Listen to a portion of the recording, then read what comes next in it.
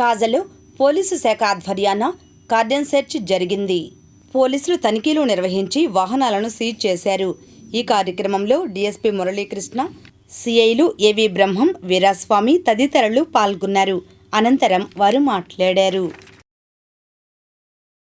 మీ అందరికీ తెలుసు, గత 15 రోజుల నుండి మన గుంటూరు జిల్లాని గంజాయి రహిత జిల్లాగా చేయాలని, అదేవిధంగా మన యువతని గంజాయికి దూరంగా ఉంచాలనే ప్రధానమైన ఉద్దేశంతో మన range IGP Shri Sarvashreshth Tripathi IPS గారు, అలాగే మన ఎస్పీసీ ఒక్కల జిల్లాల ఐపీఎస్ గారు మన జిల్లాలో గత 15 రోజుల నుండి రకరకాల కార్యక్రమాలు నిర్వహించేటట్టుగా ఉత్సవించారు.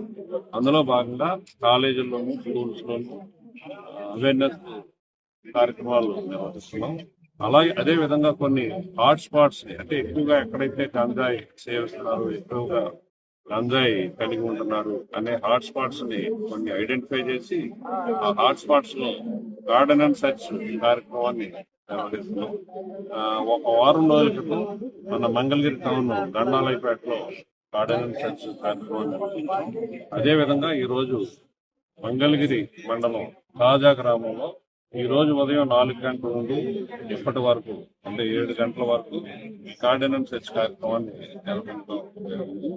ఈ గార్డెన్ అండ్ సర్చ్ లో మా సబ్ డివిజన్ లో ఉన్నటువంటి experts Mangalagiri town Veeraswamy, rural Brahmaiah, అలాగే పెదకాకాని నారాయణ స్వామి, అలాగే మంగళగిరి రూరల్ ఎస్ఐ వెంకట్, అలాగే ఇతర సబ్ డివిజన్ ఎస్ఐస్ అందరూ కూడా ఇలా పాల్గొన్నారు. దాదాపు 70 మంది పాల్గొన్నారు.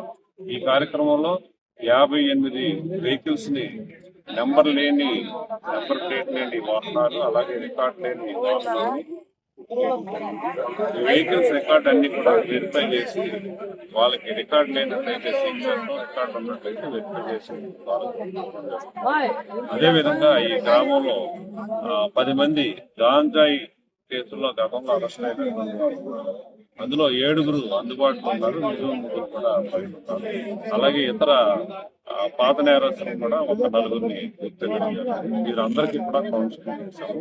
అలాగే గ్రామంలో ఉన్నటువంటి దాదాపు 50 మందికి సంకల్పం అనే కార్యక్రమం ద్వారా అందరితో కూడా గంజాయికి దూరంగా ఉంటాము అని ప్రతిజ్ఞ చేయించారు.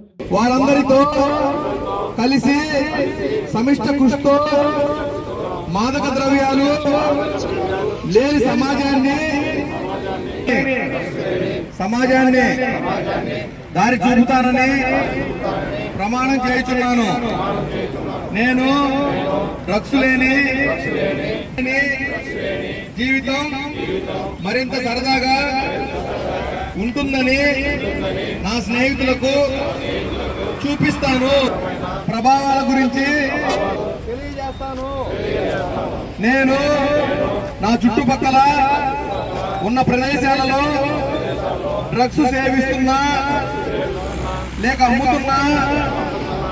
అమ్ముతున్నారని తెలిసిన వెంటనే పోలీసు వారికి కానీ, ఉపాధ్యాయులకు కానీ, తల్లిదండ్రులకు కానీ తెలియజేస్తాను. నేను తల్లిదండ్రుల ప్రేమతో, ఉపాధ్యాయుల ప్రోత్సాహంతో పెట్టుకున్న లక్ష్యాలను